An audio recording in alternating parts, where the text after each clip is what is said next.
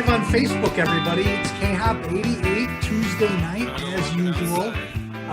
What we are missing tonight is my co-host, Marnie Glickman, who is stranded in Oregon. There's some sort of winter storm going on up there.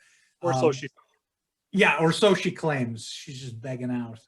But the rest of us, at least those of us in Minnesota and Wisconsin, we're experiencing a heat wave, like it's above zero. So we're loving it. Joining me tonight are from Junction City, Kansas, Chad Ault, and from International Falls, Minnesota, Michael Klaphake. Guys, welcome to KHOP88. It's great to see you. Thank you. Good evening. All right, Mike, we'll start with you. You're in International Falls, as you told us in the pre-show, the icebox of the country. How did you end up in International Falls, and what's life like for you up there? Well, this June I'll be up here 10 years. And like most good stories, it started with a good woman.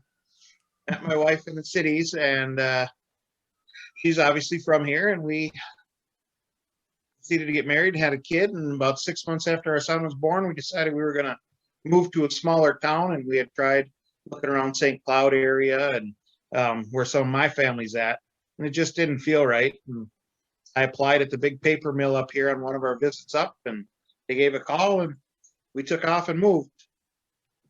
So, and the rest is history. You've got a kid who plays hockey, which is kind of the standard practice up there in International Falls, right? But that's keeping you moving around the northern part of the state, right? Yep. We do a lot of traveling. Like I said in the pre-show, we were down in Proctor. We got to go to Ely this weekend. We got Grand Rapids coming up here now in a couple weeks, but we do put some miles on. That's fantastic, though. That's great that there's a lot of history up there. Those guys on the hockey show a couple weeks ago were talking about how, well, Hibbing is where they were, but they treat the sport a little differently up there than we did even in the suburbs, where it was plenty serious, but it's a little different. Yeah, it's a culture up here for sure. Yeah.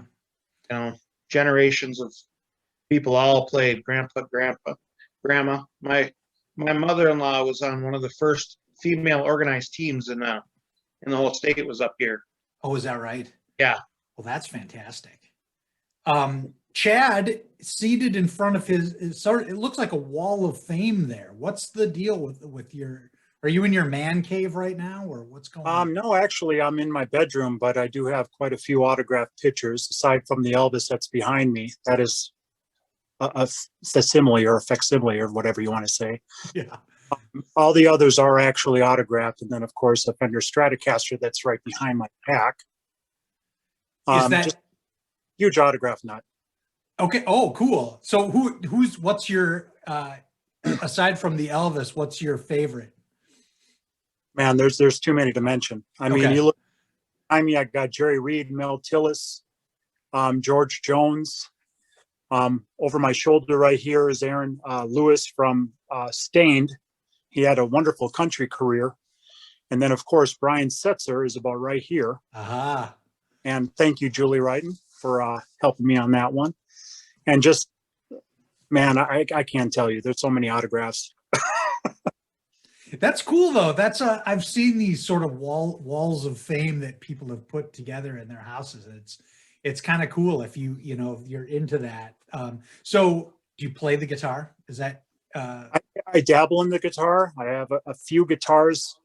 You all say that you dabble in it. I wish I was better, and I still have a lifetime to learn.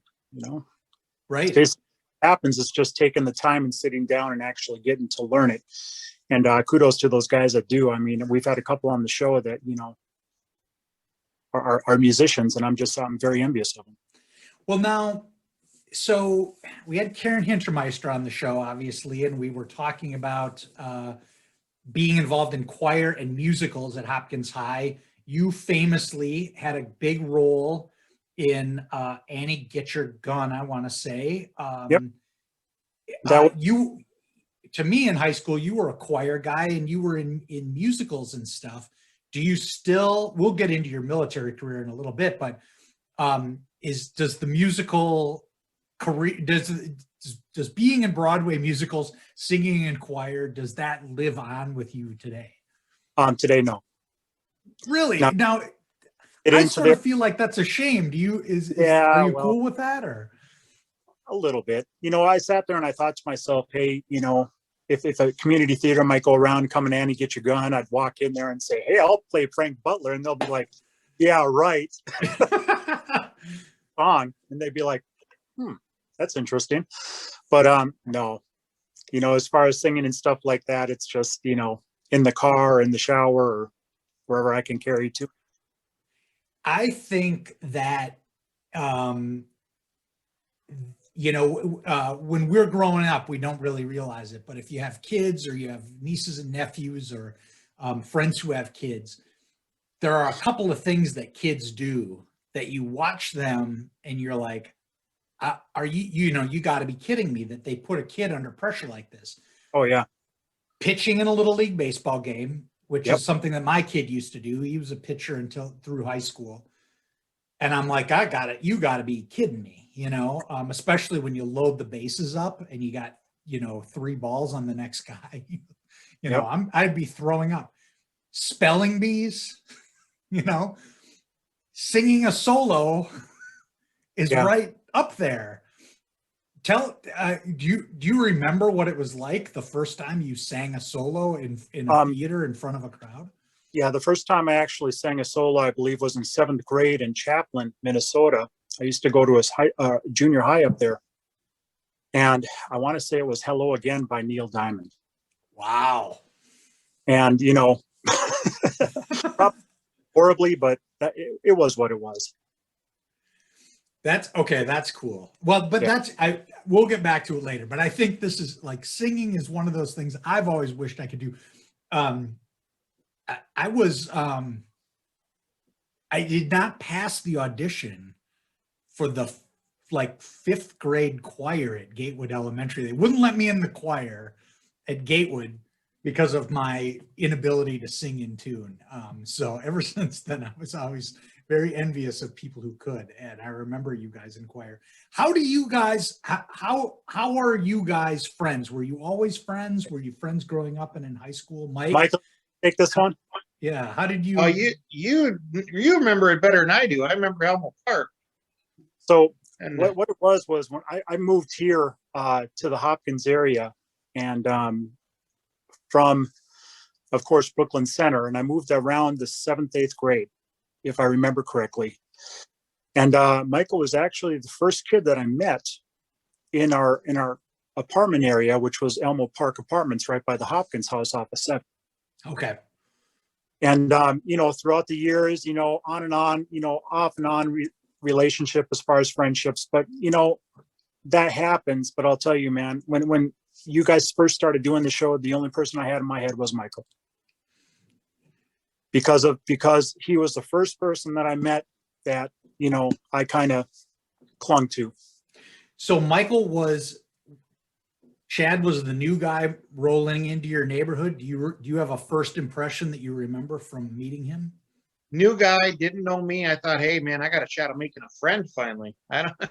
It was I don't know, just the new guy. I remember I was friendly to most people, and I think it's just, you know, you move in somewhere. I remember that when I moved in kindergarten, like half of kindergarten, then we moved, finished up kindergarten, 1st grade, then we moved right after 1st grade started. I think finally I was out in Blaine when I had my first full year of school, 2nd grade, then 3rd grade we moved again. Yeah. I remember it was tough, you know, you move around a little bit and just trying to make friends. Yeah. And Yeah, I I moved in 2nd grade, which I thought was tough, but moving in 7th grade, that's rough, right, Yeah. Chad? I was actually born and raised in Grand Forks, North Dakota, and went from kindergarten to 5th grade there, moved to Columbus, Georgia, of all places, not from the military. My mother's husband actually brought us out there because he had a job offering at the Marriott right downtown in Columbus. So here's this I hate to say it, very white kid in a southern state. And I felt like a fish out of the water. Huh. And it wasn't that, it was just the northernness of me, as opposed to everybody who was, very southern down there. And there were some scary kids that, used to pick on me and stuff like that, just because of my accent and all that kind of stuff. And there was one kid that I really clung to down there, Brian McClellan. And, that Columbus, Georgia is where we first had our first real serious down and out, because when Paul lost his job, I mean, we had nothing. So wow, interesting. We hightailed it back to the Twin Cities area. My mother and Paul lived with, Paul's sister, and I moved in with my cousin Sean and attended Lyndale Elementary School in southern Minneapolis. Wow. For the rest of, and then when we first when we finally got back on our feet, we moved out to Brooklyn Center. That's why the Chaplin Junior High came into town. I think they were called the Jaguars or something like that. And then we ended up moving into Hopkins. Marnie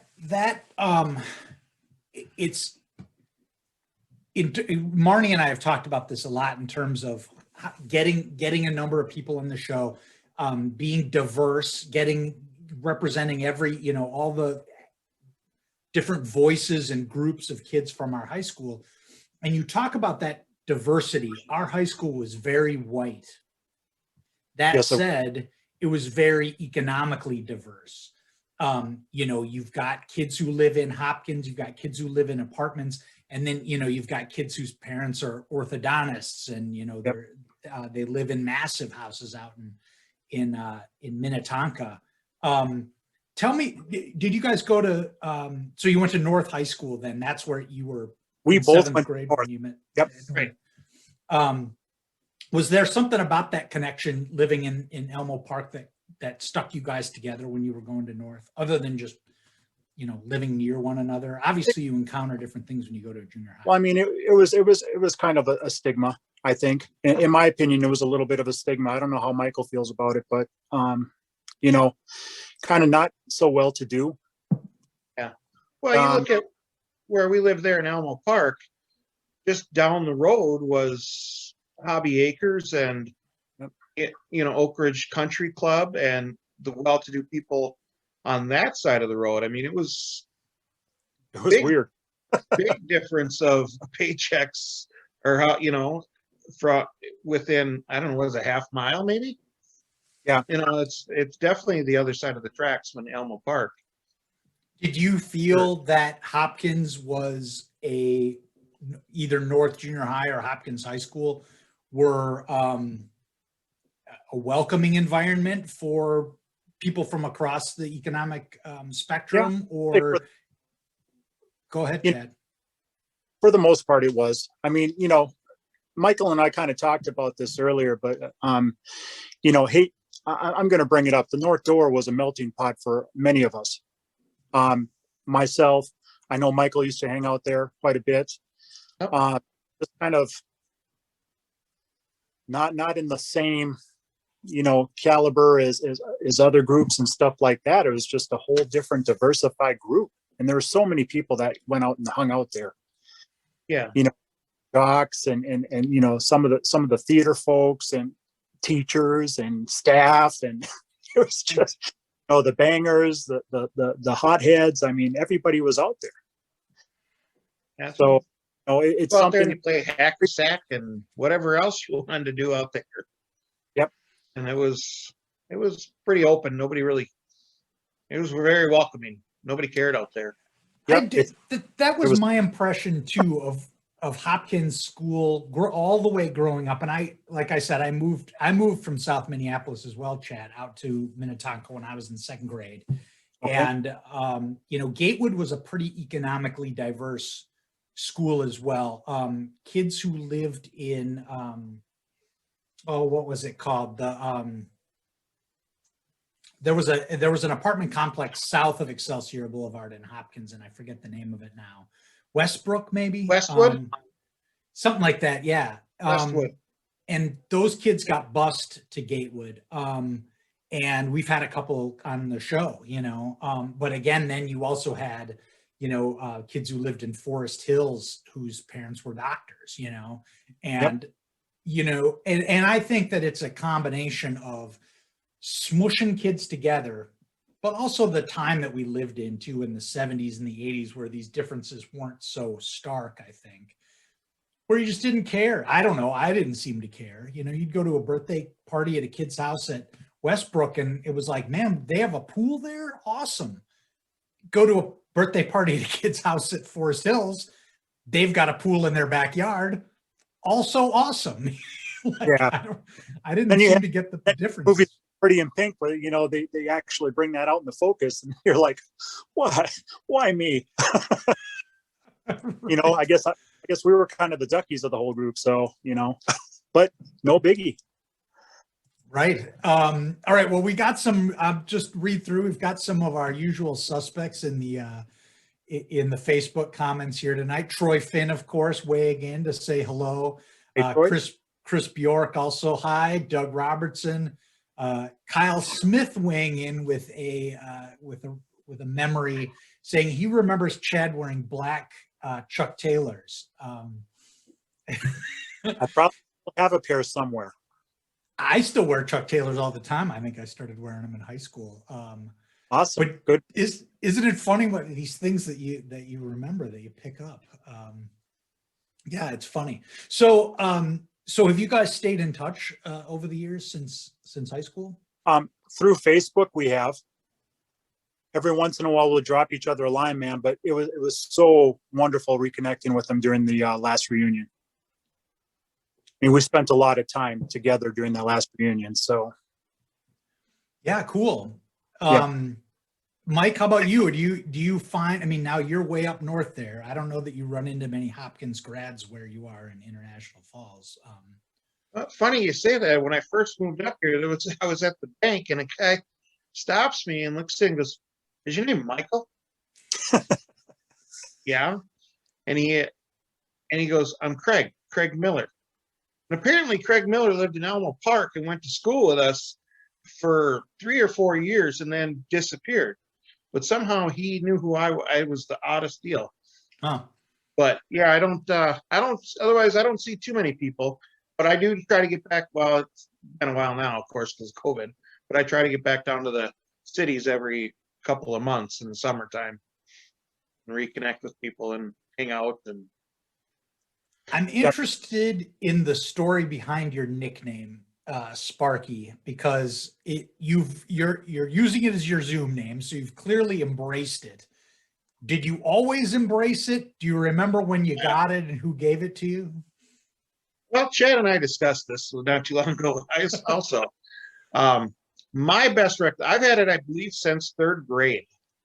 And there was a kid across the street from us who I don't know, affectionately or unaffectionately called Booger. And he's the one that I remember calling me Sparky first. And Sparky is, there used to be the Sid and Marty Krofft Superstars morning show. Sure. There was the Incredible Dr. Shrinker, Land of the Lost, Electra Woman and Dinah Girl, the Bugaloos. Well, the Bugaloos it had Phyllis Diller in it. They were people that looked like bugs. They lived in a jukebox, and they had a friend that was a firefly, all kind of red fur costume. And because I had the red hair, he said I looked like Sparky. Sparky the Firefly. And I've been Sparky ever since. That's now, were you cool with that nickname? Yeah. Right up front? Yeah, it didn't bother me. It's better than some. Well, it's better than Booger, obviously. Well, of the two, I think I won that deal. Definitely. But and I yeah, think when your nickname is Booger, you start handing out nicknames to everybody else. Yeah, you got a right to call people what you want, I think, at that point. Yeah, right. But okay, well, that's good. That I did not know that story. I think there's redheads get a certain nickname, list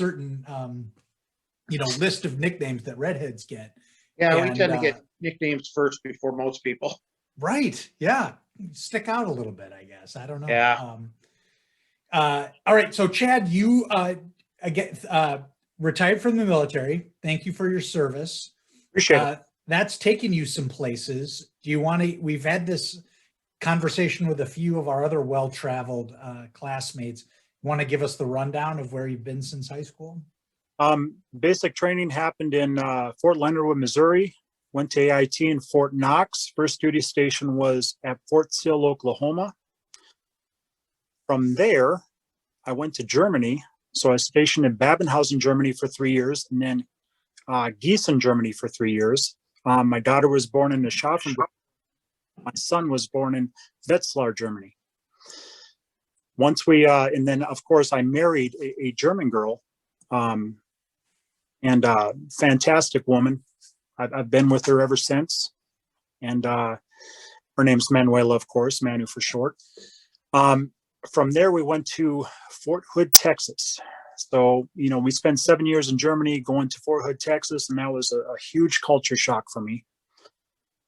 People don't realize how big of a culture shock it is going from laid back and easygoing to uptight and just always angry. And yeah, Texas is kind of that way. So that I think people might be surprised to hear this. Germany was laid back. Texas was uptight. When I moved to Texas, I mean, just the amount of people on cell phones and always talking, and everything in Germany was just so laid back. I mean, you go to a concert venue, people were just standing around, mulling around. Nobody was crowding the stage. I mean, it was just so different there. And, you know, it took me a while to kind of get used to being back in the States. Now, to say Germany is the same, it probably isn't anymore. And there's a reason for that. A lot of influx of refugees and stuff like that from other places have kind of turned it into a sour place. But they were used to that when, you know, Turkish people were starting to come back in back when I was there. But now it's just Turkish people are going, hey, what's going on here? You know, so right. Kind of strange. Then, of course, from Fort Hood, Texas, I'm sorry, not Fort Hood, Texas. I went to Fort Knox, Kentucky again, then to Fort Hood, Texas. From Fort Hood, Texas to Fort Riley, from Fort Riley to Camp Arifjan, Kuwait, and then back to Fort Riley. Now, in that, deployed quite a few times. I've been deployed to Iraq twice. I trained with the Polish soldiers after the Poland joined the European Union, and I've also been deployed to Albania for Task Force Hawk. So quite a few places. Seen a couple boom booms, lost a few people. You know, it's yeah. Doing what kind of work in the military? I was a maintenance mechanic for Bradley's. Okay. But after, you know, you make sergeant, it's pretty much your admin. You know, wrenches anymore. You're shuffling soldiers. So okay. And taking care of their needs and wants and desires and everything like that. Gotcha. So that's really fascinating. I've been to Germany, not in anywhere close to the capacity that you've been there, obviously, but I can attest to that feeling of sort of and you're rattled by it at first, right? Because you have this perception of Germans. But I've been to Berlin a couple of times and Cologne, and yeah, they seem to understand how to live over there. Especially in the summertime. Winter might be different, but in the summertime, they really sort of get it, I think. Yeah. Kuwait was kind of an eye opener, though. Yeah. When you were, especially so when were you in Kuwait? Let's see, about 2013, 2014 frame. I was there for a year as a contracting representative. Okay. So and you're meeting guys from all over the country, presumably, and people from all over the world, right? Oh yeah. At that point. Oh yeah. I still talk to a couple of the guys that were from Kuwait, and they're usually either Pakistani or, you know, from India or whatever. But, you know, it's always yes, sir, no, sir, and everything like that. And I'm like, don't call me sir, please. My name, call me Chad. Yes, sir. It's like, come on, man. So, but very, very strange place, Kuwait. I mean, you are definitely not, you know, when you walk around the malls and you see these young, you know, princes walking around and stuff like that, it's pretty strange. Yeah, wow, It's fun. It's just fun. I just think it's hilarious when you said the culture shock set in when you came back to Texas. Like it's Well, usually not that way within the no, it wasn't States, Texas. right? I think when I first came back, it was to Kentucky. But once again, you're hitting all these airports, and they're major metropolitan airports and hubs and stuff, and everybody's just so uptight and they're stressed and everything like that. And you're just like, what did I just get myself into? And the problem is that I wasn't able to take my wife back right away because we were Okay. paperwork. So it turned into a 3-year excursion just to get her into the country. Oh, wow. We spent quite a bit of money. It's about $4,000, if I remember correctly, if not more. Oh, wow. You never even think of that. Has she attained citizenship status at this point or not? She is, right now, she's a permanent resident in the United States. We've talked about, citizenship and stuff like that. The price has almost doubled to tripled within the last year. Sure. So, it's one of those things. Do we want to dive? Do we not want to dive? She'd be for it. There's no tie to Germany for her, except for, her mother and stepfather, and they rarely talk. So, it's unfortunate, but that's just the closeness of their family. Yeah. Yeah. Well, one of the things that we ask everyone on the show, keeping this tie with Hopkins High School as much as we can, is if there's a teacher that you remember or someone who worked in the school, because now we started out with just teachers, but we've gotten into this situation where a lot of people are listing people in the schools who weren't teachers, but had a big effect on them. Michael, someone from Hopkins High School that you remember who's for some reason has stuck with you over all these years? Well, unfortunately, I missed the episode, but I need to get back and watch it, and I believe it would be with Mel Jacobson and Vern Anderson, art teachers. High school was a tough time for me. I had lost my grandfather April of 85, 9th grade. My one grandfather died, then my dad died in November of 86, and his dad died December of 87. And wow, yeah. There was, of course, then all the classmates that we lost. And it was a tough time for me, and being awkward, teenage years, found refuge in the art room, doing some drawing and painting and ceramics. And it was just a, good place to be. And I really, I got good memories of Vern and Mel. So those are the two big ones. And there's a few others as well. Do you still mess around with art at all? No, I'll draw something once in a while, but nothing too much anymore. Yeah. How If I about draw you? something and my son tells me it's no good, so we unfortunately had a bad video connection with Mel, so you can only hear him, you can't see him. But he retains that sort of spirit of saying to people, you're a talented person. You maybe haven't tapped into it yet. And because that was my, especially with teenage kids coming into the art room. Yeah. Right? Like you got kids showing up to class who have never drawn anything other than a stick figure, right? And he's got to teach them. So which of those disciplines did you attach to most in high school? Was it the pottery? Was it the drawing, painting? Probably just drawing, kind of cartoonish drawing is more what not that I was any good at it, but that's probably what I had a little better success, in my opinion, what I enjoyed more.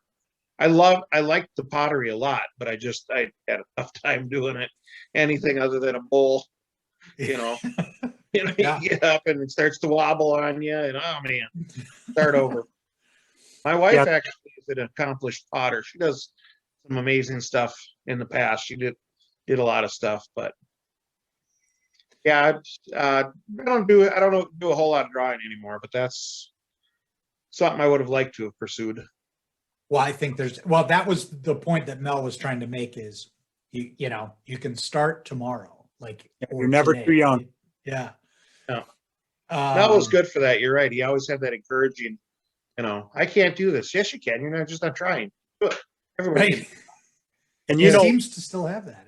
I was going to say, speaking of Mel, I remember throwing pots at North. Yeah. Not- Yeah. But I knew we threw pots at North, and it was in that back room. Yep.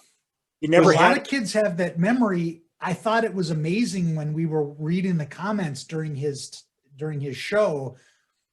It was the North kids who said, "We did it at North. We did it at North. We did it at North." Yep. I remember it at North, and I remember taking calligraphy from him in like 8th grade at North too. And I think it was in that same room. Because they had it was always fighting over the radio station. He had the radio up in there. You could listen. I'm so glad to hear you say this, because I think we may have touched on this in another show, but in the art room at West, we also had the radio, Okay. thing. And our teacher there was a guy named Mr. Schluck. And he, negotiated a peace treaty where the boys and the girls alternated days of being involved in who programmed the stereo. Yeah, we talked about Okay. one of the episodes. Yeah, it was Yep. great. I mean, looking back on it now, it's totally fascinating, because this was 1984. So the album that came out in 1984, of course, was Van Halen's 1984. And we listened to it every day that we could. It didn't matter how many times we'd heard those songs. We listened to them every day. And the girls were into way more interesting music than we were. And we gave them zero credit for any.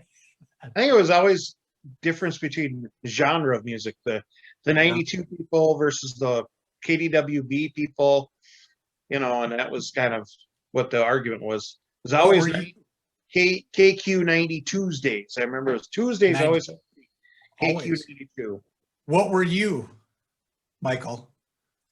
Well, I listened to a lot of metal back in the day, and that probably KQ, some of it, Okay, yeah. but that's All right, Chad, who's your teacher? Your Well, influence? speaking of music, actually, wanted to mention this name, Chris Eckhardt, if you remember him, Christopher Eckhardt. He was the one that introduced me to a lot of the heavy metal and stuff like that. Oh, Christian, I think. Christian Eckhardt, right? Christian, yeah. Yep, Christian Eckhardt, I'm sorry. Our classmate. Yep. So I can remember going over to his place, pirating tapes and stuff like that of music. And I had like Venom and, all these, Dio and all these, different types of musics and stuff like that. But, Duran Duran was also coming big in junior high, and Madonna. And, we were just, blasted by a whole bunch of genres of music back then. And it continued on through, my high school, too, The Cure. And, of course, you talk about the dance line, and all I can remember was, New Order.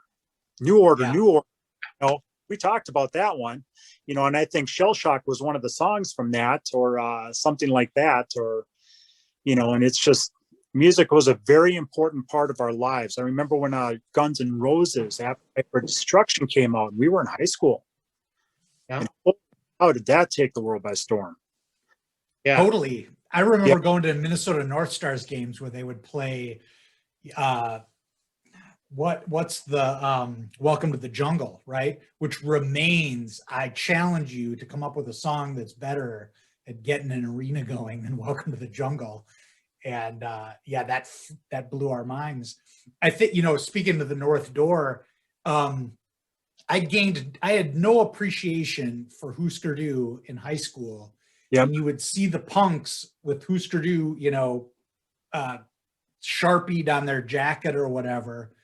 You're like, Husker, they're just another punk. Those kids had a million punk bands that they listened to, and they were all sort of the same. And I didn't really get into Husker Du until I was in college. But yeah, you realize like, those kids were onto something. Husker Du was was a brilliant band. Bob Wold continues to be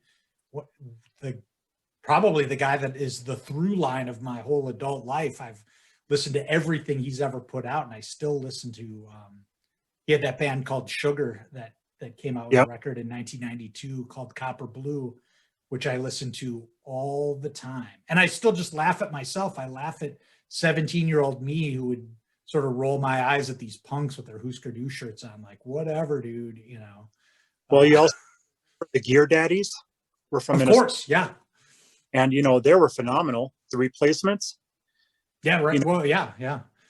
I mean, there's just so much good music from the Minnesota area. And then, of course, today, I was doing a little bit of record hunting, and I came across a DJ copy of Slave Raider. Oh, yeah. Oh my God, Slave Raider. I Yep. was joking because they recorded a Minnesota Twins song, Yep. which I was remembering. You can still find it on YouTube. Search for the Slave Raider Minnesota Twins, because they were like the big local grown metal band, right? Yes, they were. And I can remember hanging out with Letitia Ray, which was, I think, their bassist in the Warehouse District in Minneapolis, listening to her practice with her new band. And that was well after high school and stuff like that. But, it's just, music was always a phenom for me. And I'll tell you right now, music today, garbage. I'm not a big fan of music today. I'm going to kind of educate you on a band, though. It's called the Happy Fits. Okay. The Happy Fits. 3 guys out of New Jersey, none of them older than 25 years old. The Happy Fits. The Happy Fits. You can look them up on YouTube. They have both their albums on there. They have a total of 4 albums, 2 EPs and 2 regular albums. And I've been around 50 years. Concentrate is probably one of my top 10 albums of all time. Really? Which was their, yeah, it's just, they were that good. They were that impressed. They were that impressive to me. Okay, so Michael, how old is your son? He is 10. Okay. So he's starting to develop tastes of his own, and Chad, how old are your kids? My daughter's 21 and kind of follows me, or I follow her. We're kind of in that same realm.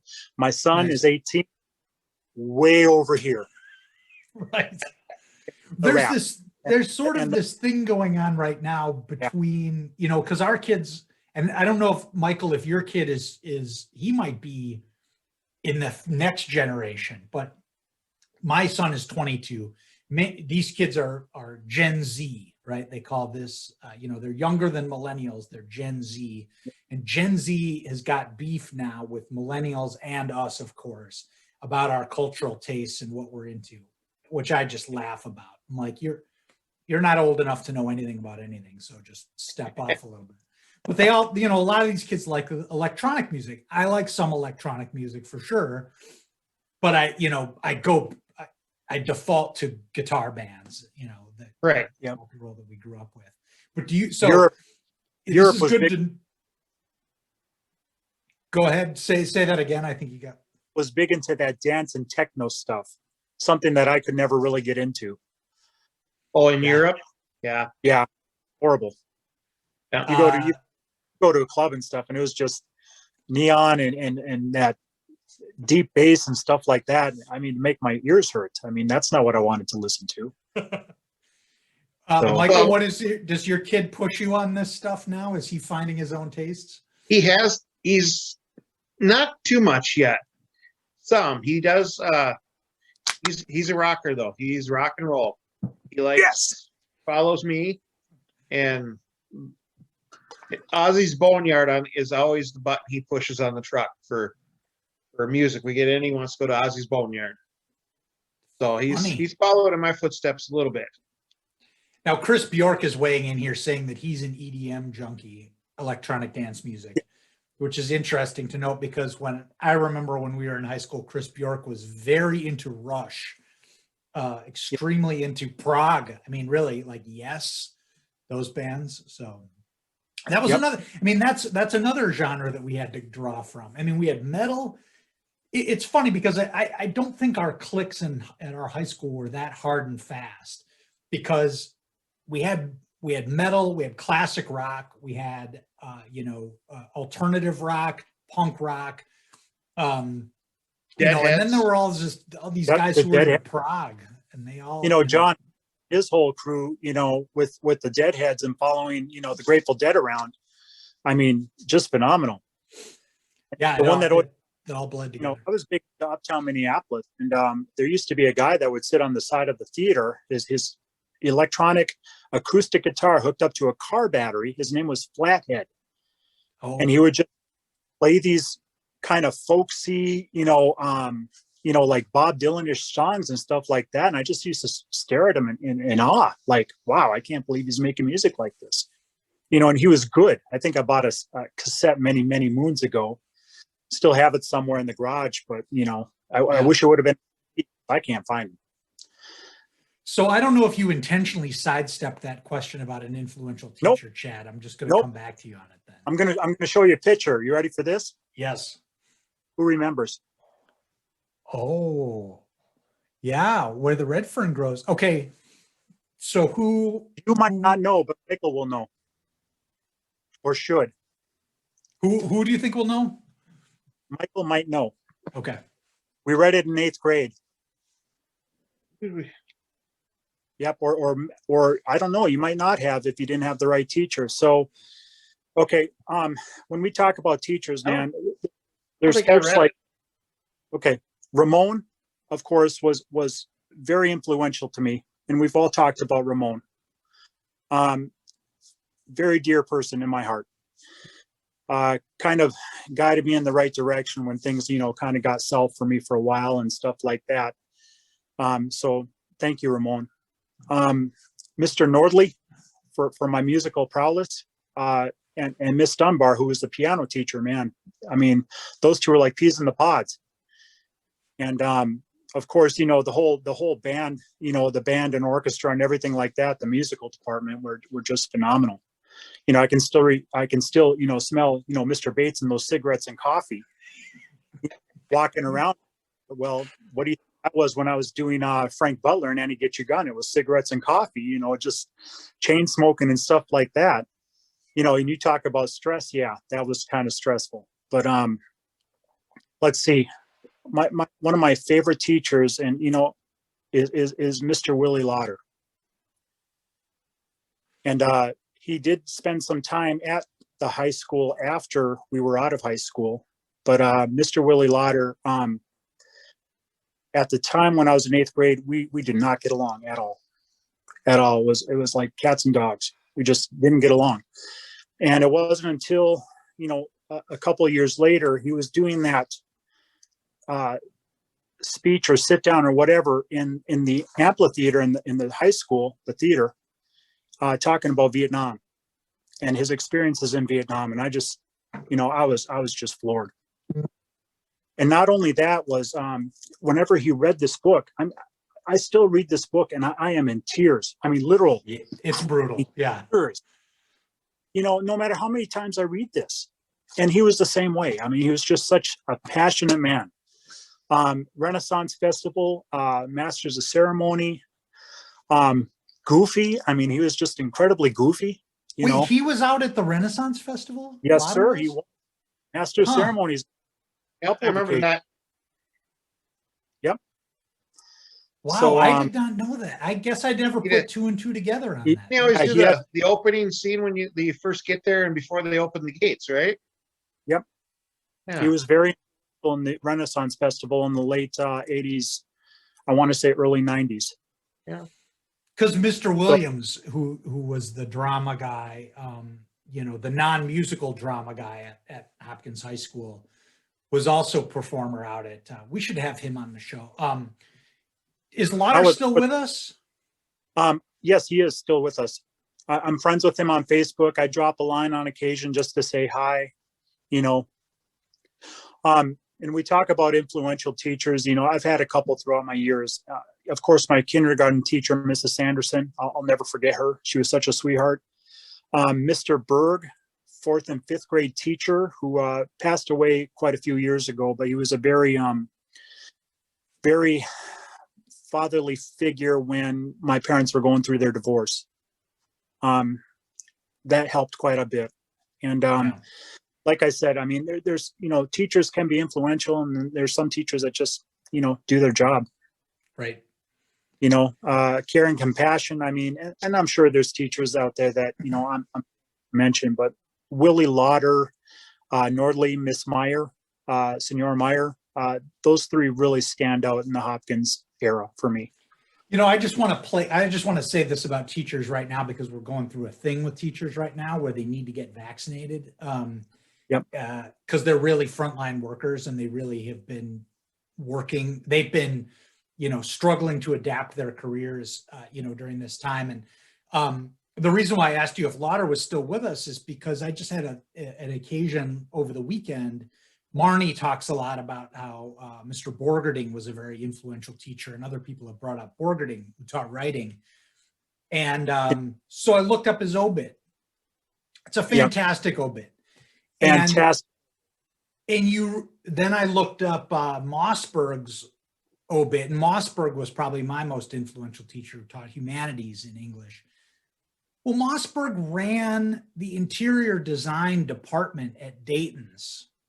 Wow. Like, he had a whole career before he became a teacher, and not just a career, but like he famously lived in Kenwood when he was our teacher at Hopkins. We were like, where did Mossberg get his money? Because he bought rugs from China for Dayton's for years or whatever, but you read through that and you really realize, like, and we've heard this from Ramon and we've heard it from Mel. These teachers that I think Hopkins was a great place to teach. I think they paid teachers well there, and they were given freedom, and teachers came to that district because they knew that that was a good job. And so I hope to get more teachers on the show to have them talk about it. Because, Mel last week told us he built a whole career as an international artist after he retired. He retired at 55. Ridiculous. And that was incredible. Quick, Borgerding.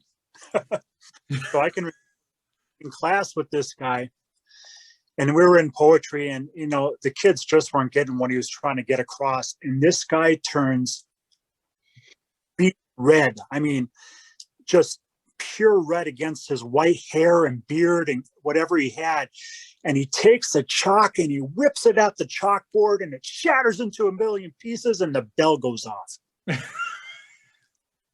There was a noise for at least about 15 seconds while people were still picking their jaws up off the ground, placing them back in place, and walking out of the classroom. And he just sat there with his hand on his head like this. We're just like, what do you want us to do? So that's the one story I always remember about Borgerding, and the way he used to patrol the halls, in the courtyard or whatever you want to call it. He was kind of an interesting character. There was some passion there for teaching, for sure. Oh, yeah. And that's, again, more and more, you just really appreciate that. Like, man, there's a lot of days when I summon up the passion to do anything at my job. And imagine having to show up in a school building and deal with 17-year-olds going through what we were going through at 17. Oh, on our best days. Especially in today's world. Oh, there's just like no respect for anybody, it seems like. It's rough. Yeah, it's really rough. Couldn't imagine. Is anything else you guys thought that we should talk about as I do my best to pull up our guest list here? I play my best, really, Marnie Glickman. We really didn't talk about this. I'm not trying to boast, but after the military, that first paycheck hits when you retire, and it's almost cut in half. Mm-hmm. Like, oh, I think I need to work again. So I actually got back into the workforce. I work for AFES, which is Army Air Force Exchange Service, with facilities maintenance. And basically what I do is I go around and kind of the handyman of every facility there is, from North Dakota, South Dakota, Wisconsin, Iowa, Nebraska, Kansas. I've been down to Texas, Mississippi, Louisiana, helping out with projects and stuff like that. And it's kept me entertained for nearly 3 years now. Oh, that's fantastic. Yep. So you're moving around. That's great. It's passion right now. It's just a job. I mean, I think Chris Bjork is pure joy out of working, doing things. I do too, to a point, but I have to deal with a coworker that's not very reliable. Yeah. When I left the military service, I said, I do not want anybody underneath me. And he's not underneath me. He's my equal. Yeah, right. 26 years in the military. And I'm just like, just like this, with set standards and stuff like that. And you have a guy that can't even show up to work. Oh boy. That not show up at all. And you're just like, what the hell? You know, but they don't let him go. Yeah. Interesting. So, and also, Michael, hey, Mike, I was going to say, hey, Michael, are you doing anything during this COVID time? Because I know you're a busy guy. Well, You know, nothing extracurricular. Work 6 days a week. Now I saw you on a Harley Davidson motorcycle though. Not this week, but yes. I bought I had one for 10 years and I sold it 5 years ago. And then I told my wife rather gently that by the time I was 50, I wanted another one. And I got one I turned 50 in June, and I think I bought it in April, maybe. So I bought another bike. I'm pretty excited about that. Yeah. So, What's that like up there? You go ripping through the pines up in northern Minnesota? Is that, yeah, I got a buddy here. We took off. We've done a couple rides. There's a lot of beautiful country. It's a little more sketchy up here because you got to watch for animals. A lot more animals running out. You don't want to run into a deer, let alone a moose, bear. You know, there's everything up here. And on a motorcycle, you hit a squirrel, it can really throw you too. So yeah, I didn't even think about that. I suppose that's true, that the North Woods presents some challenges that you don't. Yeah. They don't show you those on those commercials. No, that's not part of the sales pitch. Hey, you want to die really fast in the side of a moose? It's not good. No, not at all. Yeah, I had one too, man. And those two wheels just scared the bejesus out of me. So, hey, Michael, if you come across a trike up there for a decent price, let me know. There's a few in town. I'll keep my eyes open for sure. Because those two wheels just don't jive with me at all. I've hit a little patch and I'm like, oh no, heck no, I'm not doing this again. So, Well, you're comfortable in a Bradley. I mean, that's the complete opposite of the motorcycle experience. You know, I've got a 56-ton vehicle, you know, in the military. I don't like motorcycles, two wheels.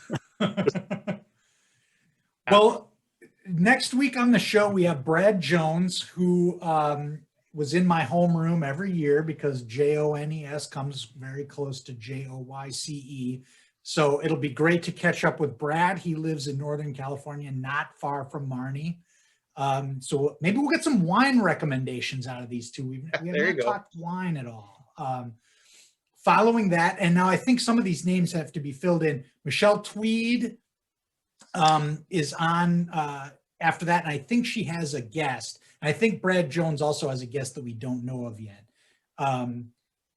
Following that, so that's on the 2nd. Michelle Tweed's on the 2nd. On March, what did I say? March 2nd is Michelle Tweed. March 9th is Drew Falkman and Wally McLaughlin. So Wally did not graduate with us at Hopkins High School, but he is an honorary member of our class because he came all the way up with us from the old Gatewood days. And on March 16th is Laura Roth Green.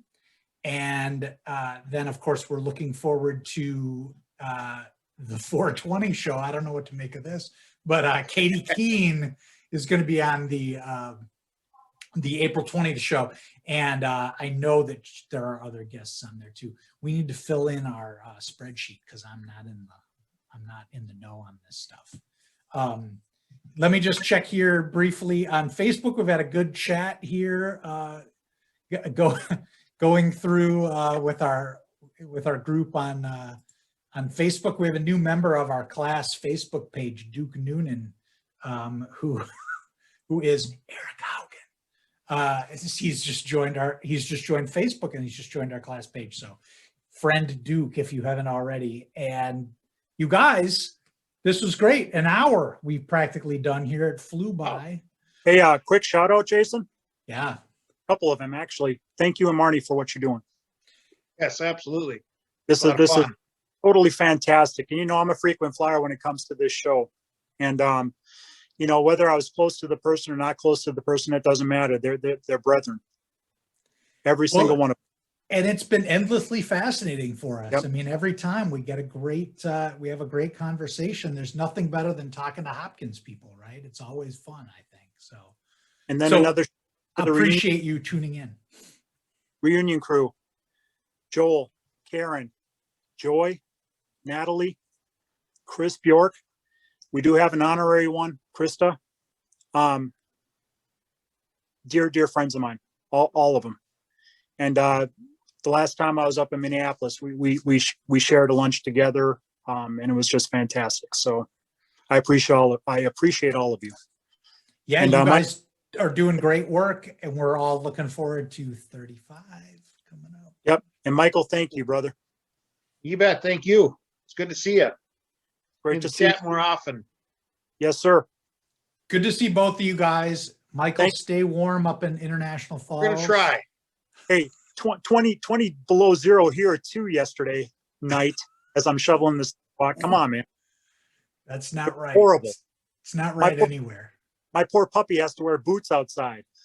Well, Good. our classmate Carolee Kent down in Texas there, she's been without power off and on. Yeah, that's horrible. That's a tough deal for them down It's there. real down there right now. It's Yeah. real, yeah. So Everybody All take right. care.